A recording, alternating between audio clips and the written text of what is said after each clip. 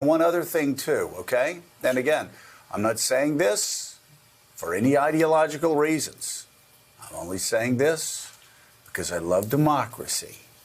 And I love those who are fighting to hold up Western-style democracy. And I don't want those people that are fighting against illiberal forces and who are fighting to hold up Western democracy. I don't want them to get routed in 2022. And I don't want them to get routed at 2024 because I do. This is my belief. You don't have to believe it, but I believe American democracy is on the line.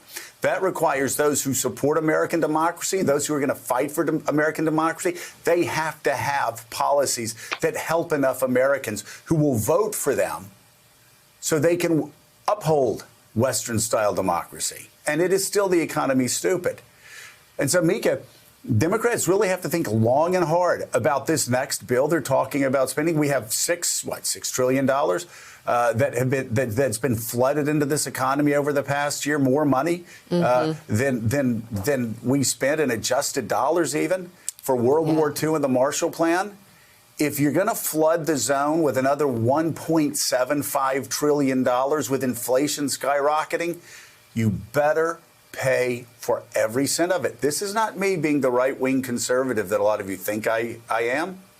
This is me just saying I don't want champions of Western democracy to get routed in 2022. So you have to pay for every cent you spend moving forward, or inflation will continue to skyrocket. And by the way, I think you do it by going after billionaires who are paying about 6% in taxes, the richest 400 households. For some reason, the Democratic tax bill does not do that. Does not do that. Don't raise income taxes on small business owners, right? Go after the billionaires that have, but you've got to pay for whatever you spend moving forward because inflation is hot and you dump another $1.75 trillion into the economy. You may not like Joe Manchin. I don't know. Maybe you do, maybe you don't. He's our friend. But Manchin's right. The economy is hot. We've dumped between Trump and now Joe Biden, we dumped $6 trillion, $7 trillion into the economy. Now we're going to dump another $1.75 trillion plus the $1.2 trillion. Inflation's going to. And by the way, for those of you who are too young to remember what inflation was like, right? There are a lot of us, Barnacle and myself, probably actually the only ones, that remember when inflation took off and Paul Volcker had to take interest rates up to 21%. Can you imagine that? Anything you borrow for your house, for your car, for anything, 21% interest rates? We don't want to get there. So Democrats have got to figure all of this out. Now to Republican Senator Ted Cruz of Texas, who recently told a group of students that his state should secede from the union if Democrats, quote, fundamentally destroy the U.S. Fundamentally destroy the U.S. I'm sorry.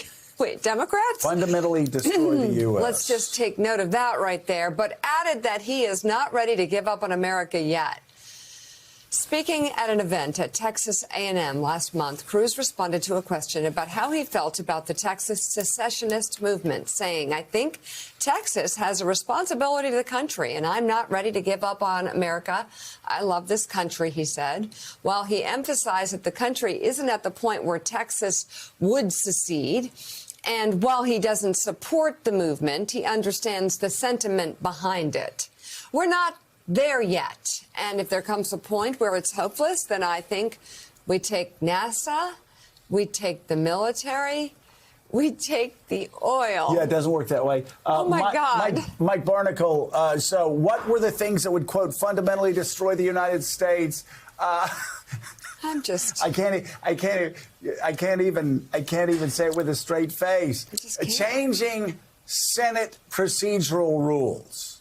Like if they change Senate procedural rules, or if D.C. becomes a state, that fundamentally destroys the United States. It's a very, very low standard. But I will say this, and I've done some checking up on this. I guess once a politician, always a politician.